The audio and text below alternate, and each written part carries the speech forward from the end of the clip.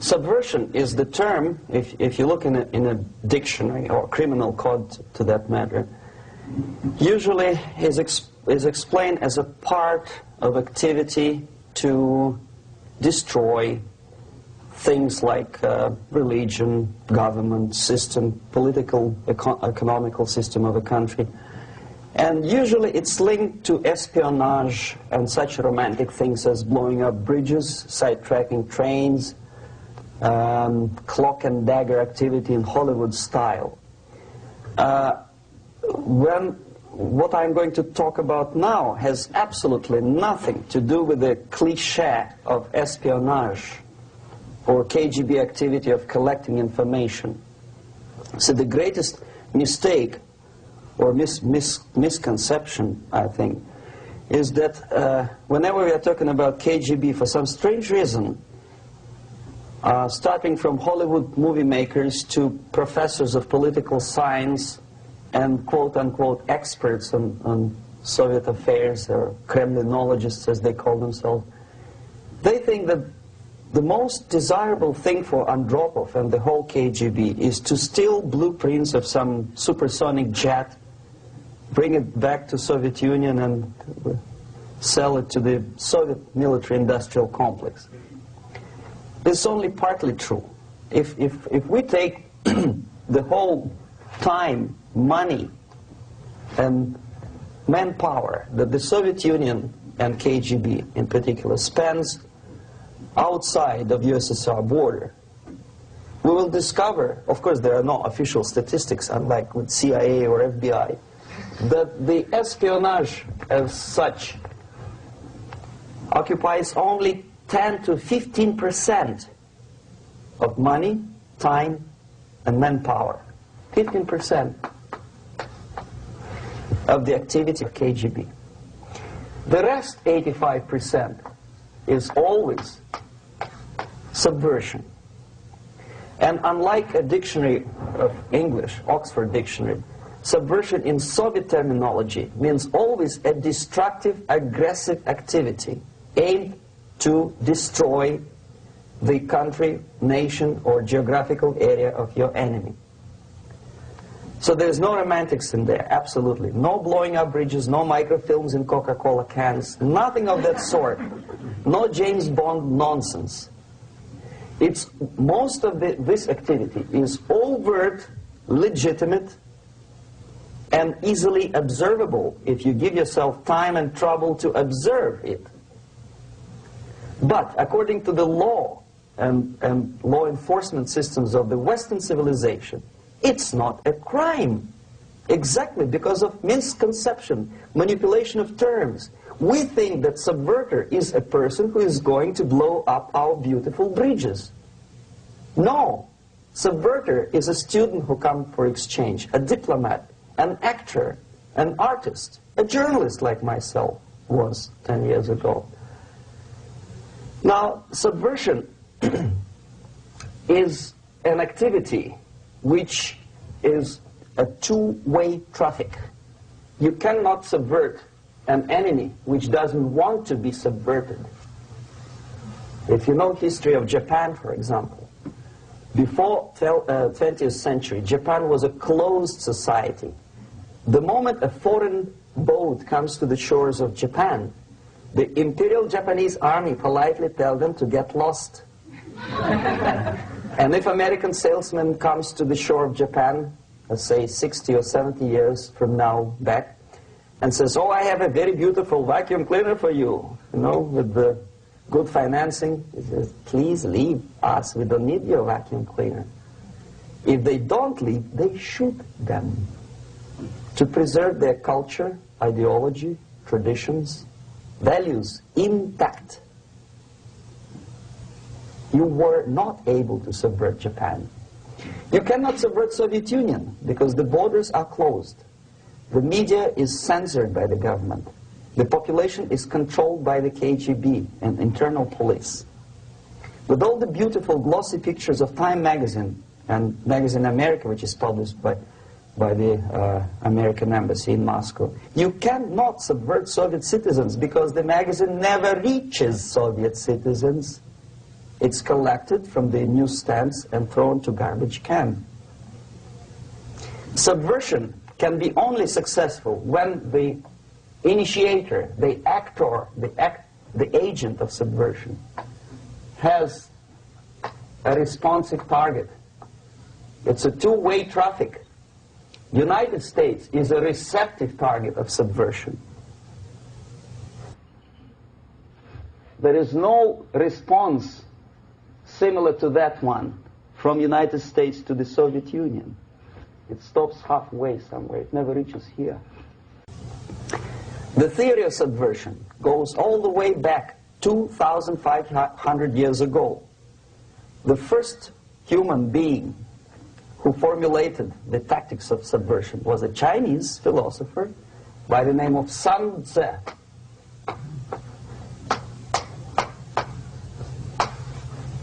2,500 years BC. He was an advisor for several imperial courts in ancient China.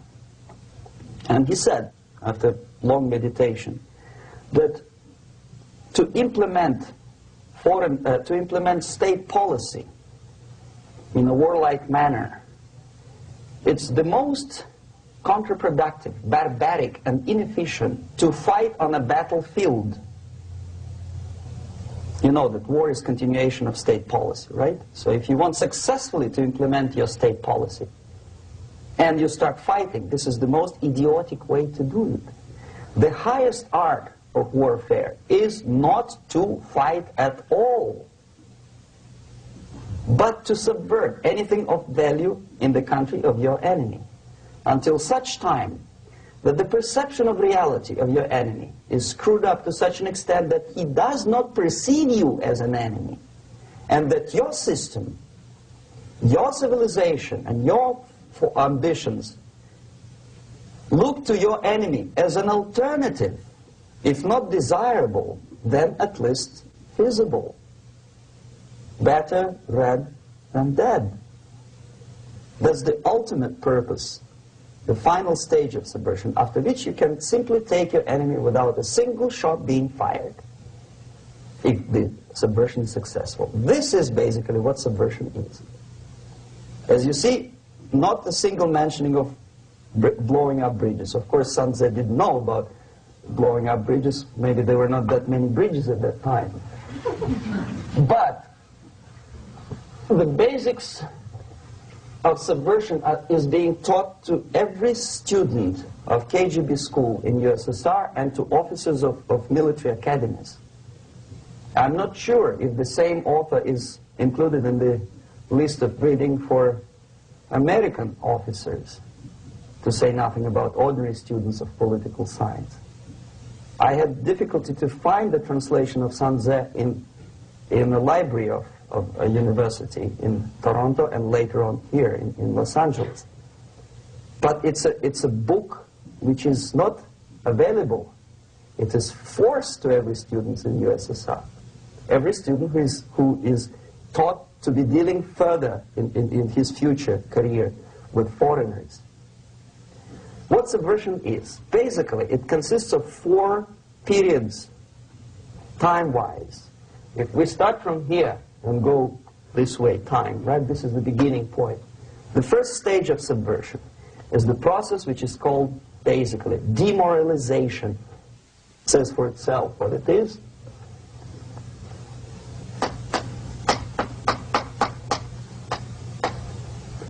It takes from, say, 15 to 20 years to demoralize a society. Why 15 or 20 years? This is the time sufficient to educate one generation of students or children. One generation.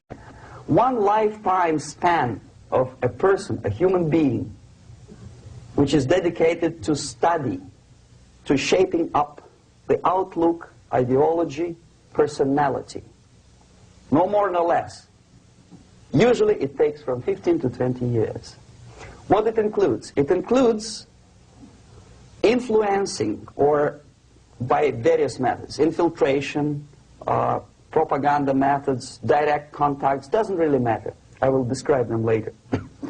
Of various areas where public opinion is formulated or shaped.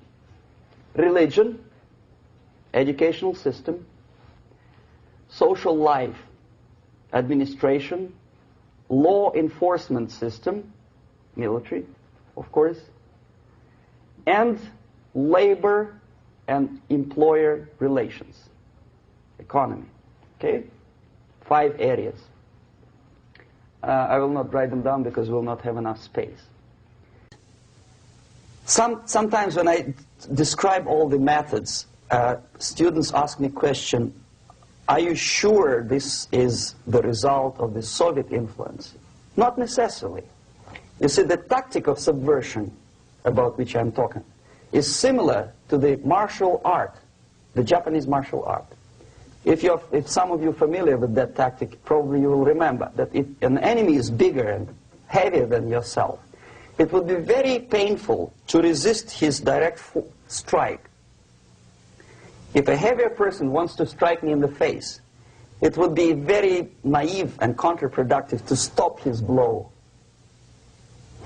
The Chinese and Japanese judo art tells us what to do.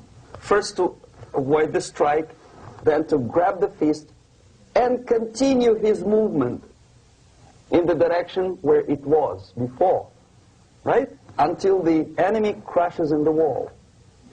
You see? So, what happens here? The target country obviously does something wrong. If it's a free democratic society, there are many different movements within the society.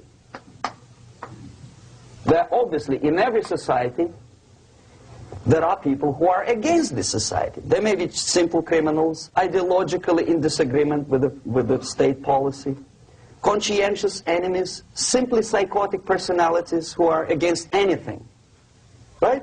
And finally, there are a small group of agents of a foreign nation, bought, subverted, recruited, right?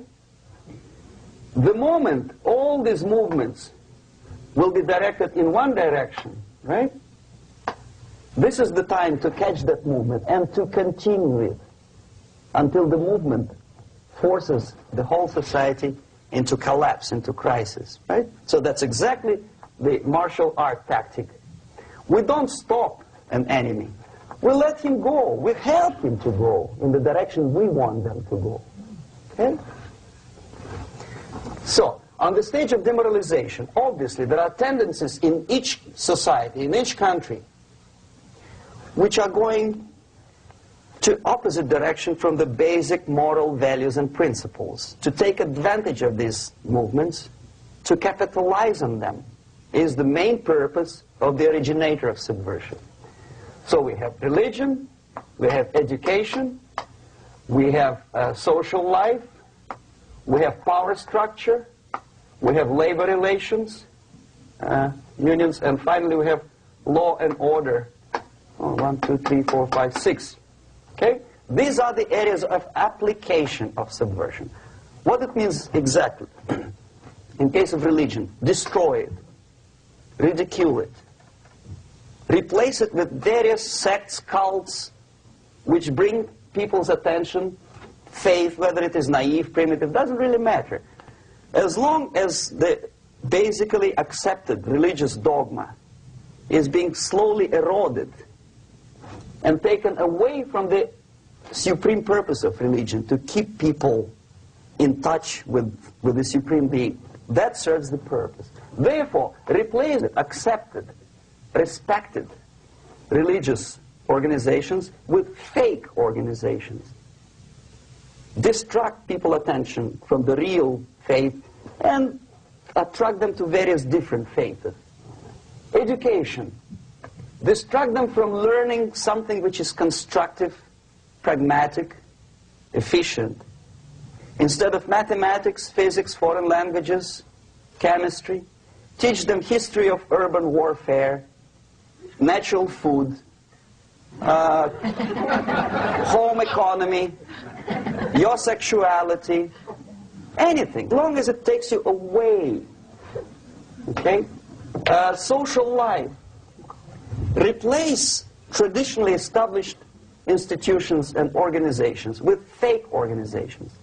Take away the initiative from people.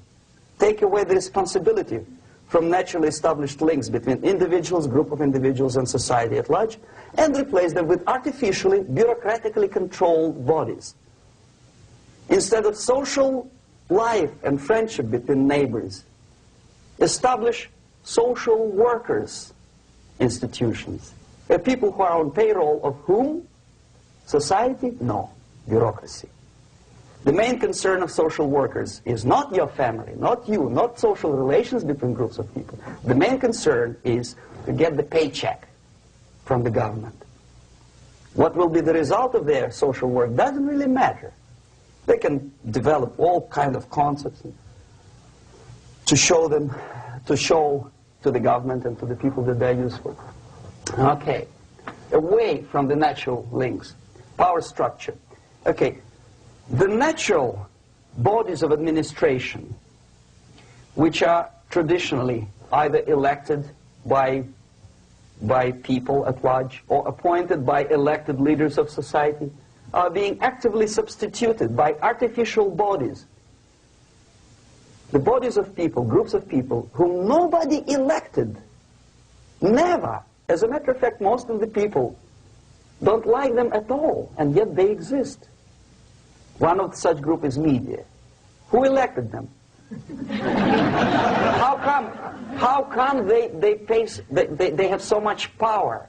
Almost monopolistic power on your mind. They can rape your mind. But who elected them? How come they have a nerve to decide what is good and what is bad for the elected by you, president, and his administration? Who the hell are they?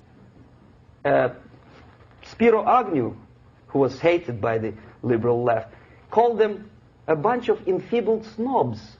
And that's exactly what they are.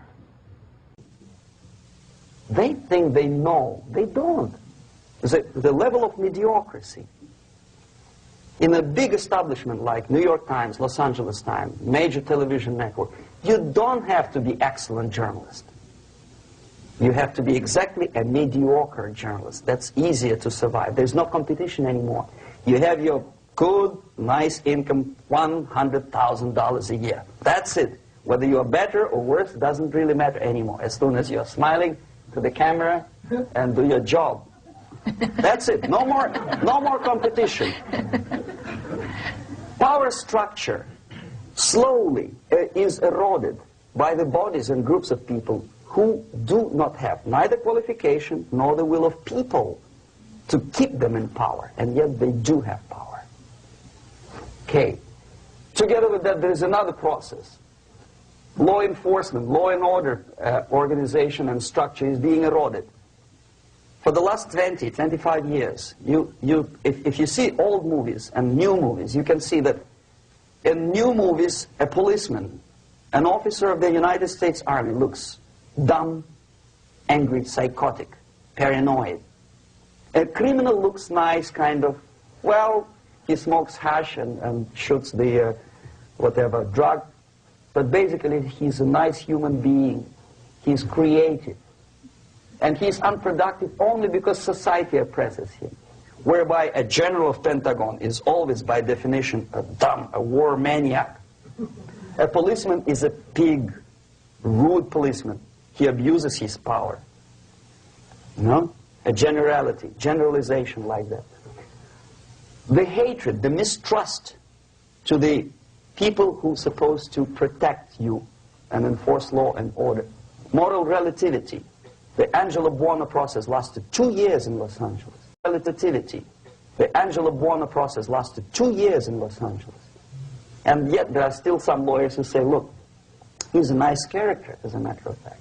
There was some witness who said, also a criminal, who said, well, he's a nice guy. I asked him one day to burn a house of my enemy, and he wouldn't do it. He's a nice fella.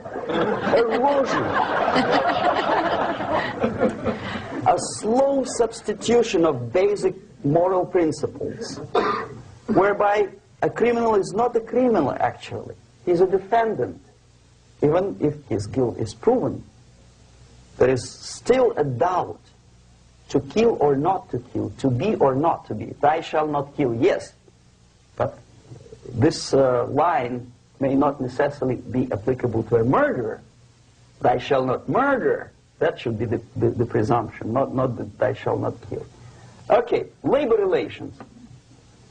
At this stage, within 15 to 20 years, we destroy the traditionally established links of bargaining between employer and employee. The classical Marxist-Leninist theory of natural exchange of goods. Person A has 5 sacks of grain and person B has 5 pairs of shoes. And the natural exchange without money is when they bargain between each other. And only with the introduction of the third force, C, an entirely third foreign stranger who says, no, don't give him 5 sacks of grain, give it to me, and you give me your 5 pairs of shoes, and I will distribute it accordingly, so that the economy will go. This is the death of natural exchange, death of natural bargaining. Well, trade unions were established 100 years ago. The objective was to improve working conditions and to protect the rights of workers from those employers who were abusing their right because they had more money. Objectively, at that time, initially, the trade union movement did work. What we see now is that the bargaining process is no longer resulting in the compromise, which is leading objectively to betterment of working conditions and increase of salary. What we see is that after each prolonged strike, the workers lose. Even if they have 10% increase of their salaries, they cannot catch up due to inflation and due to missed time. More than that, millions of people suffer from that strike because economy now is interdependent. It's intertwined like one body. If previously steel workers, say 100 years ago, could strike and nobody would suffer, now it's impossible anymore. If a garbage collector strikes today, the rest of the multi-million city is stinking. I mean, there's no more service. In Quebec, for example, we had the electricians who were on strike in the middle of winter. You can freeze your bottom, and they still were on strike. Did they catch up with the salary? No, they lost. Who benefited? The leaders of trade unions. What is the motivation for strike? Improving of a workers' condition? No, obviously it's not. Then what is it? Ideology. To prove to these capitalists. And the obedient horde of workers, like sheep, follow these people. And they cannot disobey. Why? Because if they do, you know what happens to them. Pickets, murders, shooting truck drivers by picketers. In Montreal, for example, I saw with my own eyes when I was correspondent of CBC, International, Canadian Broadcasting Corporation, when the workers of aircraft factory destroyed computers and the equipment in the factory. And the administration employed strike breakers. Their cars were turned upside down and burned. Their houses were burned. Their kids were intimidated. And some victims were there. Of that you can be sure. Why? To improve conditions of workers? No. Ideology. Okay, so this is what happens basically. It may or may not happen without the help of the Soviet Union. But the natural tendencies are being greatly taken advantage of and capitalized by the Soviet propaganda systems. How? Whenever trade union strikes, we have influx of propaganda, mass media, ideological dissemination. The workers' right, and we repeat it like parrots. Yes, workers' right. Whose rights? Workers? No. The only freedom of worker to sell his labor according to his own desire and will is taken away from him. By whom? By trade union boss. Unlimited power is given. Responsibility. I want to sell my labor not for $2.50 an hour, but for $2. I don't have right. My freedom is denied to me. I know that if I sell my work for $2 an hour, not for $3 an hour, I will compete better with the other guy who is lazy and more greedy. I don't need $3. I need only $2. No, I was made to believe by media, by business, by advertising agencies that I need more and more and more. Have you ever heard any advertising on TV to consume less? No. No way. Whether you need a six-cylinder car or not, you have to buy it. And hurry up. When I was driving here, on the local radio station, an excited announcer said, "You hurry up, rush and save, save, save. There is a pantyhose sale." Save by buying more. See? Of course. It would be too naive to expect that KGB makes that advertising agency to do such a crazy commercial. No, of course not. But what we did when I was working for Novosti Press, we would snow plow editorial offices, student organizations, religious groups with literature of class struggle, if not directly Marxism-Leninism propaganda, then a propaganda of legitimate aspirations of working class, betterment of life, equality. Equality, mind you. President Kennedy once said, we will make America to believe that people are born equal. Are people born equal? Is there any mentioning in the Bible or any other holy scripture in any religion, if you don't believe me, go to the library and check it. There is not a single word about equality. Just the opposite. By your deeds, God will judge you. What you do is important. The merit of your personality. You cannot legislate equality. If you want to be equal, you have to be equal. You have to deserve it. And yet we build our society on the principle of equality. We say people are equal. We know it is false. It's a lie. Some people are tall and stupid. Others are short, bold, and clever.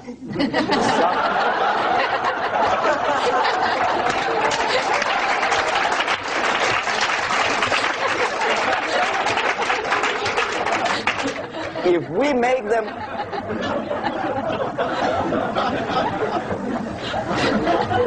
make them equal by force, if we put the principle of equality in the basis of our socio-political structure, it's the same thing as building a house on sand.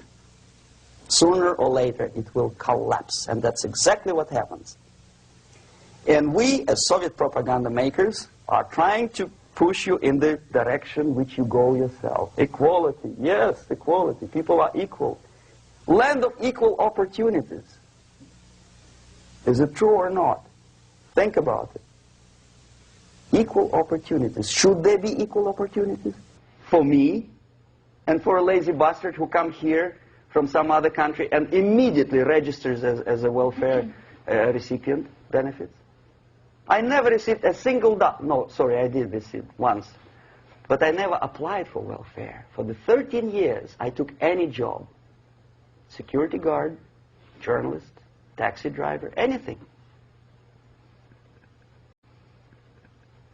Well, I was restless, but some people don't like it. They immediately. So why should we have equal opportunities? Why? The equal opportunity to excel. Equal opportunity in equal circumstances, yes, but we know people are different. To excel, yes, provided we reach the same level of excellency, perfection, which is hypothetical, distant future. Yes, maybe. But we know perfectly well that even with the best intentions, people could not be equal. Why should we have equality in the, say, legal system? Myself, I'm considering myself a law-abiding citizen, and a person who comes here to rob and shoot, say, the United States administration under Carter, imported thousands of Cuban criminals. They were non-criminals, yet they were accepted. Do you think it's fair if myself and my wife from Philippines, who work like a, excuse me, horse as a lab technician in a hospital, should have the same rights as a criminal from Cuba? Why? And yet we repeat as parrots, equality, equality, equality. And the Soviet propaganda system helps us to believe that equality is something which is desirable.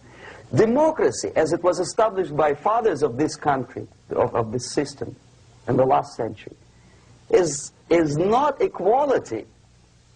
It's the system where different people, unequal people, have a chance to survive and help each other in constant competition, in constant perfection, not in equality, which is superimposed from a godfather or a nice person in Washington, D.C. And the absolute equality exists in Soviet Union, quote-unquote equality. Everybody is equal in dirt, except some people are more equal than the others in Politburo. So, the moment you bring a country to the point of almost total demoralization, when nothing works anymore, when you are not sure whether it is right or wrong, good and bad, but there's no division between evil and good, when even the leaders of church sometimes say, well, violence for the sake of justice, especially social justice, is justified in countries like Nicaragua, El Salvador, well, maybe Rhodesia, and we listen to them and say, yeah, probably it's true. Is it true? No, it is not true. Violence is not justified, especially for the sake of quote-unquote social justice introduced by Marxist-Leninists, that is my former colleagues from Novosti Press Agency. Okay, so we reached that point. The next step is destabilization.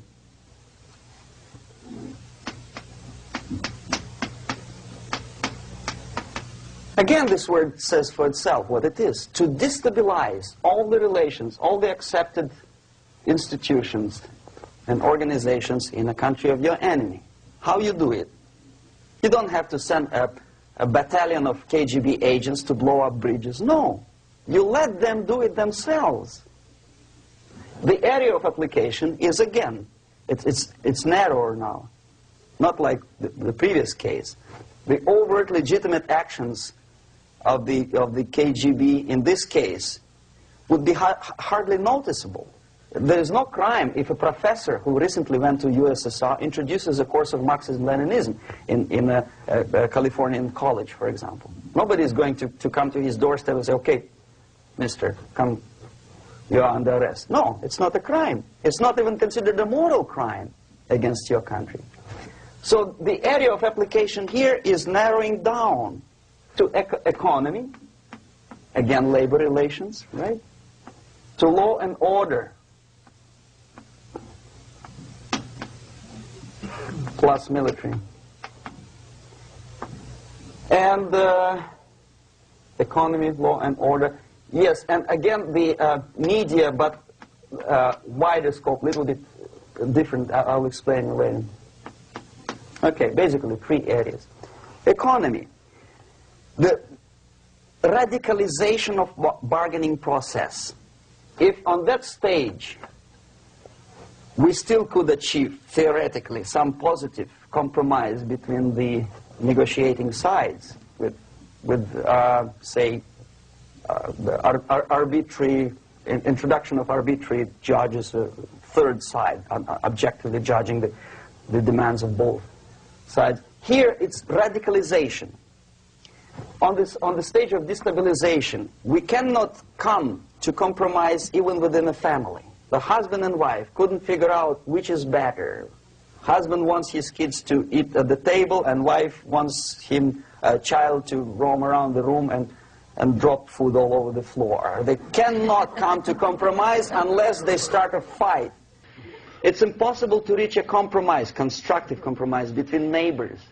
Some people say, I don't like you to watering your lawn at that time because exactly at that time I'm walking my dog and he's getting nervous. He cannot pass his bowels, you know. So they cannot compromise. They go to a civil court or something like that. radicalization of human relations. No more compromise. Fight, fight, fight. The normal, traditionally accepted relations are destabilized. The relations between teachers and students in schools and colleges. Fight. The relations between, in economical sphere, between laborers and employers are further radicalized. No more acceptance of the legitimacy of demands of workers. Unlike Japanese, with the theory Z, if you ever heard about it, where the workers are involved in decision-making process, therefore they don't have moral incentive to fight their bosses. In the United States, it's just the opposite. The harder is the fight, the better. The more heroic they look. When the Greyhound network was on strike recently, the correspondents of local TV networks all over the United States were approaching the strikers, and they say, oh yes, we are doing something nice. They looked like heroes and they were proud. There was some family, the husband was a bus driver. Now they decided in a protest against the bosses to camp somewhere in the forest. And they were presented to the audience as a heroic, nice people. You see? The violent clashes between passengers, picketers, and the strikers are presented as something normal. 10, 15, 20 years ago, we would be angry, say, why so much hatred? Today we are not. We say, well, it's commonplace. Radicalization, militarization sometimes. As I explained on that stage, I took a step a little bit further. Shooting people. Okay, law and order now also is pushed into the area where previously people settled their differences peacefully and legitimately. Now we are getting with this court cases in the smallest irrelevant cases. We cannot solve our problems anymore. The society at large becomes more and more antagonistic between individuals, between groups of individuals, and the society at large. The media puts himself in the opposition to the society in general, at large. Separate, alienated. Okay? On that stage, you remember I was talking a couple of hours ago about the sleepers.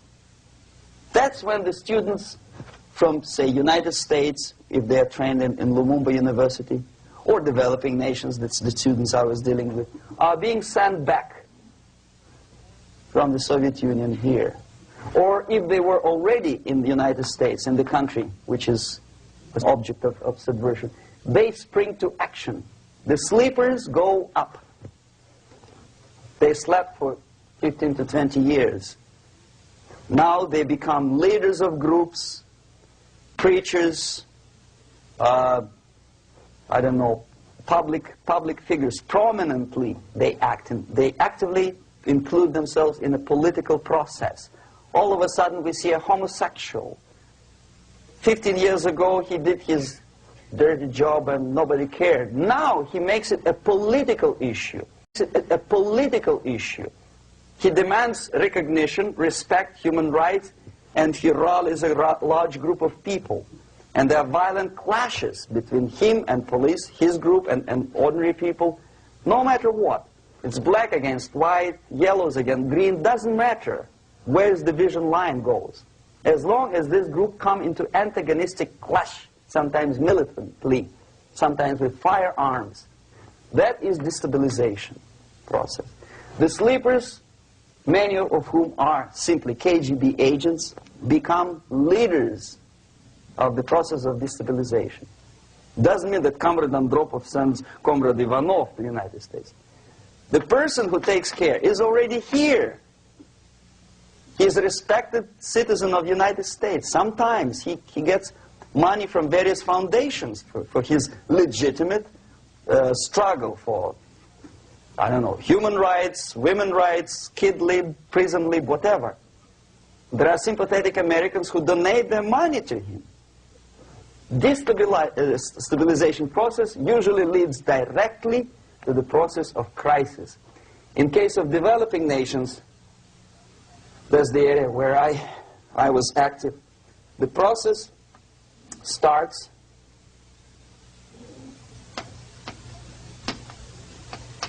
when the legitimate bodies of power, the social structure collapse. It cannot function anymore. So instead, we have artificial body injected into society, such as non-elected committees. You remember I was talking about them here. Social workers who are not elected by people, media who are self-appointed rulers of your opinion, some strange groups which claim that they know how to lead society forward. They don't usually. All they care is how to collect donations and sell their own concocted ideology, mixture of religion and ideology. Here, we have all this artificial body claiming power. If the power is denied to them, they take it by force. In case of Iran, for example, all of a sudden we have revolutionary committees. What kind of revolution? There was no revolution yet, and yet they had the committees.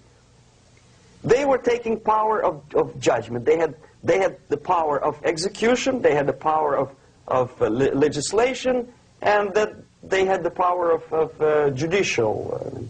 All of them combined in one person, who is half-baked intellectual, sometimes graduated from Harvard University or Berkeley. He comes back to his country and he thinks that he knows the answer to all the social, economical problems. Okay? Crisis is when society cannot function anymore productively. It collapses, obviously. That's the word for crisis. So therefore, the population at large is looking for a savior. The religious groups are expecting a messiah to come. The workers say, we have family to feed. Let's have a strong government, maybe socialist government, centralized, when somebody put the employers on their place and let us work. We are sick and tired of going to strike and missing overtime and all that stuff. We need some strong man, strong government, a leader, a savior is needed. Population is sick and tired already. And here we are. We have a savior. Either a foreign nation comes in, or the local group of leftists, Marxists, no matter what they call themselves, Sandinista, a reverend or some sort, Bishop Muzureva, like in Zimbabwe, doesn't matter. A savior comes and says, I will lead you. So we have two alternatives here. Civil war and invasion. Okay? See how it goes?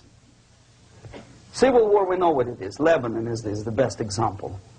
The civil war, which was artificially implanted in Lebanon by injection of force of PLO, Palestinian Liberation Organization. Invasion we have in many other countries like Afghanistan, name any East European country, it was invaded by the Soviet army. But the result is the same. The next stage is normalization. Normalization is a very ironic word, of course. It is borrowed from 1968 situation in Czechoslovakia, when the Soviet propaganda, and after them New York Times, declared the country is normalized. The tanks moved into Prague, so there's no more Prague Spring, there's no more violence. Normalization. At that stage, the self-appointed rulers of the society don't need any revolution anymore. They don't need any radicalism anymore. So this is the reverse from destabilization. Basically, it is stabilizing the country by force. So all these sleepers and activists and social workers and liberals and homosexuals and professors and Marxists and Leninists are being eliminated physically sometimes. They've done their job already. Okay? They are not needed anymore. The new rulers need stability to exploit the nation, to exploit the country, to take advantages of the victory. Okay? So no more revolutionaries, please. And that's exactly what happens in a number of countries. You remember Bangladesh? This is the crisis in which I was instrumental. First they had Mujibur Rahman. In 1971, he was the leader of People's Party, Awami League, with mustache like Stalin. He was in Russia many times.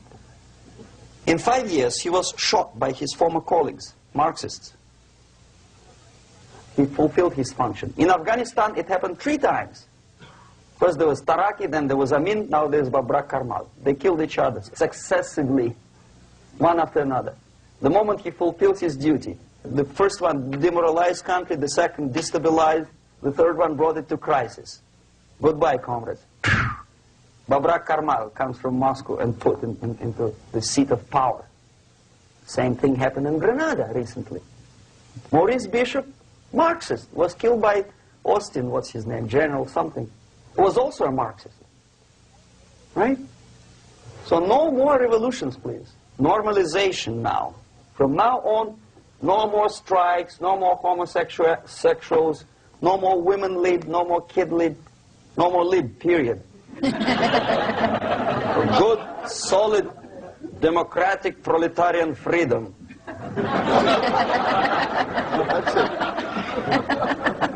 Now, to reverse this process takes enormous effort. When today, United States had to invade Grenada to reverse the process of subversion. Some people say, boy, this is not good, it's not kosher to invade the beautiful country, island of Grenada. Well, why didn't you stop the process here, when Grenada was just approached by leftists? Why not to prevent Maurice Bishop to come in power in the first place? Did Grenadians want him? Very questionable. They didn't know who was Maurice Bishop in the first place. He came to power by coup d'etat himself. Okay?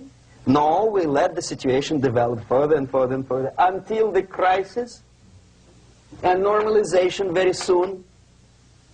And then the United States decided to invade country, discovering that the country was absolutely a military base for the Soviet Union.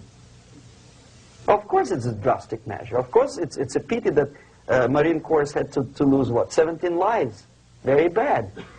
Why not to stop the process before it comes to crisis? Oh, no, intellectuals will not let you. It's interference into domestic affairs. They're very careful not to let American administration to interfere in domestic affairs of Latin American countries. They don't mind Soviet Union interfere in these affairs. Okay. So to reverse this process, from here, it takes only and always military force. No other force on earth can reverse this process at this point. At this point, it does not take military invasion of the United States Army. It takes strong action, like in Chile. A CIA covert involvement to prevent the savior from outside to come into power and to stabilize country before it erupts into civil war. Country before it erupts into civil war. Okay? Support the right-wing conservative forces. By money, by crooks or love, doesn't matter. Stabilize the country. Don't let the crisis develop into civil war or invasion. Oh no, your liberals will say it's against the law. The Congress will not appropriate money for covert actions of CIA. Why not? Should we wait till the normalization come and Soviet tanks land in Los Angeles airport? Now, at that point, at the point of destabilization, also the process could be reversed. Again, easily than this. No CIA involvement at this point. You know what it takes here? Restriction of some liberties for small groups which are self-declared enemies of the society. As simple as that. Oh no, the media and liberals will tell you this is against the American Constitution. How can we by force, deny the civil rights to criminals, for example. It's not good. Okay? So we allow them to... Okay, if you allow the criminals to have civil rights, go on and bring the country to the crisis. This is a bloodless way to do. Curb the rights. I mean, not to put them in prison. No, I'm not talking about putting all the gays from San Francisco in the concentration camp. Do not allow them to take political force. Do not elect them to the seats of power, whether it is municipality level, state level, or federal level.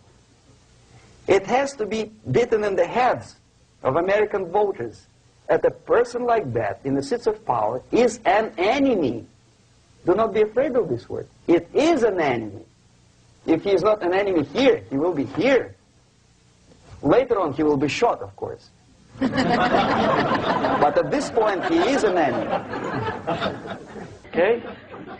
You are doing great service by denying him a right to capitalize on his own crazy ideas and become a powerful man, a man who uses the seat of power.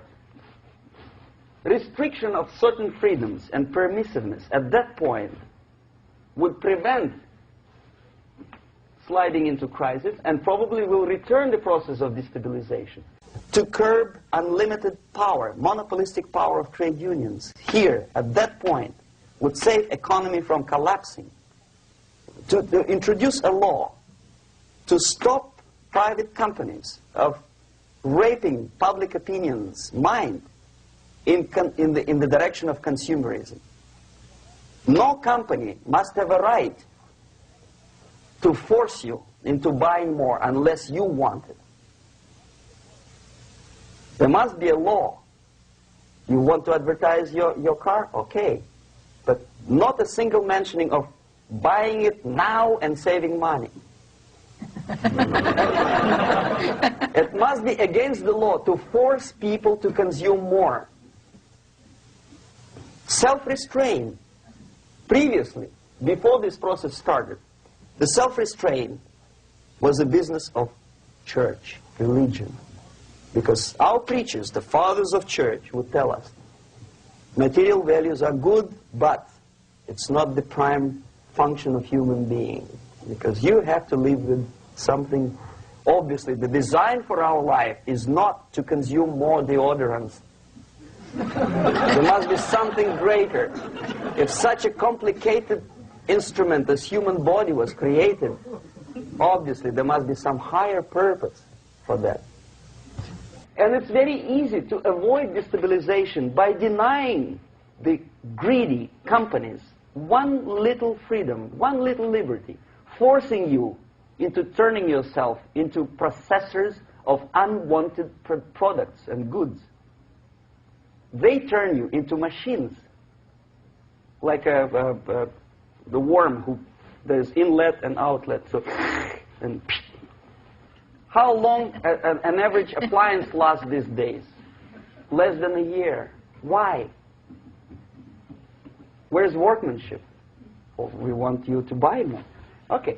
Destabilization process could be easily overcome if, as I say, the society, by its own will or after persuasion by the leaders, will come to the idea of self-restraint.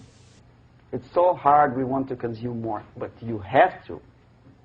Unless you will come to this stage, when, as we say in Russia, if Sahara Desert ever becomes a communist state, there will be shortage of sand.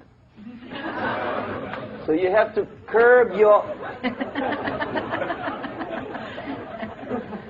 You have to curb your expectations at this point before it's too late.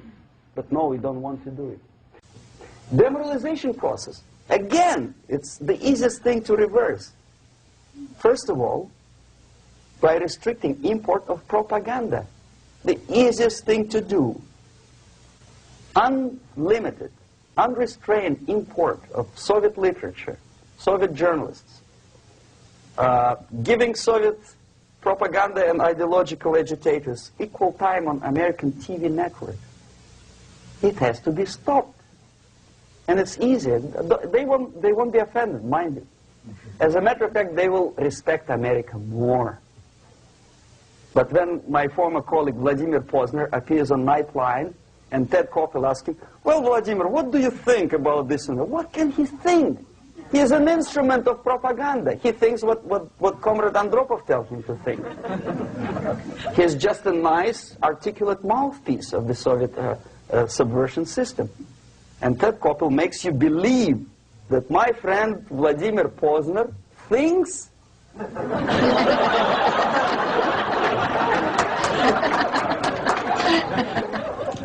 the process of demoralization may not have started at all if at that point the country, which is a recipient of subversion, actively, not violently, but actively, prevents importation of foreign ideology. I don't want America to follow the pattern of ancient Japan. You don't have to shoot every foreigner when it approaches the sacred borders of the United States. But when he offers you a junk in the disguise of very shiny something, you have to tell him, no, we have our own junk.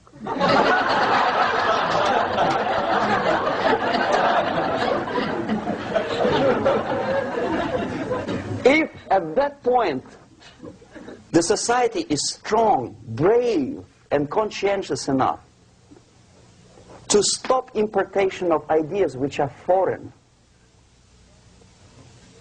then the whole chain of events could be prevented. Recently I've been to Philippines, and I was shocked how in big cities like Manila, children listen to deafening music. A melodious nation with long traditions of good, nice ethnic music, introduced by Spanish long time ago, maybe 2 centuries, 3 centuries ago, I don't remember how. All of a sudden listen to musical garbage, blasting their radios at full blast, at full volume. Why? In India, I spent many years watching the reactions of Indians walking out of movie theaters after seeing Hollywood production. They couldn't figure out why Americans are so wasteful. They smash their cars, their shiny cars, every 5 minutes. How come they shoot each other for $500,000? Is it true that they're so obsessed with sex?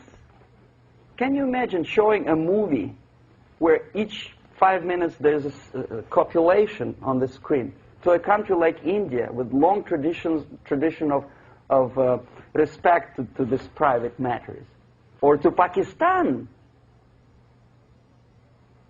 And United States expect these people to respect you?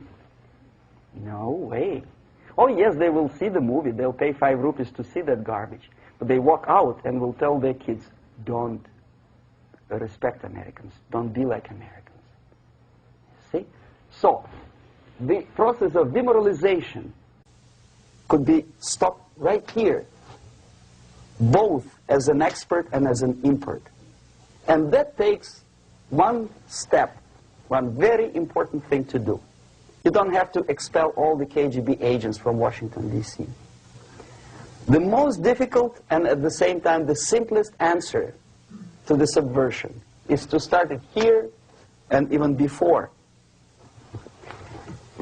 by bringing back the society to religion, something that you cannot touch and eat and put on yourself, but something that rules society and makes it move and preserve it. A Soviet scientist, Shafarevich, who has nothing to do with religion, he is a computer scientist, did a very intensive research on the history of socialist countries. He calls socialist or communist any country with a centralized economy and a pyramidal style of power structure. And he discovered, actually he didn't discover it, he just brought to attention of his readers, that civilizations like Mohenjo-Daro in the river Indus area, like Egypt, like Maya, Incas, like Babylonian culture, collapsed and disappeared from the surface of Earth. The moment they lost religion, as simple as that, they disintegrated. Nobody remembers about them anymore. Well, distantly. So, the ideas are moving society and keeping mankind as a society of human beings, intelligent, moral agents of God. The facts, the truth, the exact knowledge may not.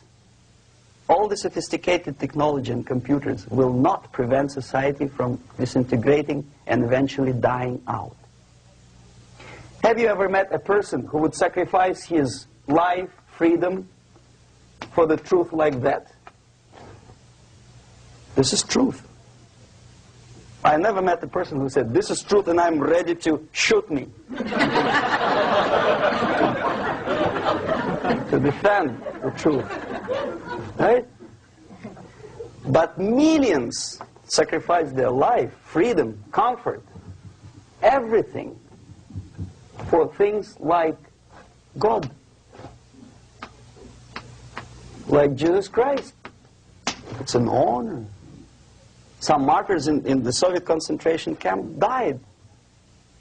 And they died in peace, unlike those who shouted, "Long live Stalin," knowing perfectly well that he may not live long. Something which is not material moves society and helps it to survive. And the other way around. The moment we turn into 2 by 2 is 4 and make it a guiding principle of our life, our existence, we die. Even though this is true, and this we cannot prove. We only can feel and have faith in it. So the answer to ideological subversion, strangely enough, is very simple. You don't have to shoot people, you don't have to aim missiles and Pershings and cruise missiles at Andropov's headquarters. You simply have to have faith and prevent subversion. In other words, not to be a victim of subversion. Don't try to be a person who in judo is trying to smash your enemy and being caught by your hand. Don't strike like that. Strike with the power of your spirit and moral superiority. If you don't have that power, it's high time to develop it. And that's the only answer.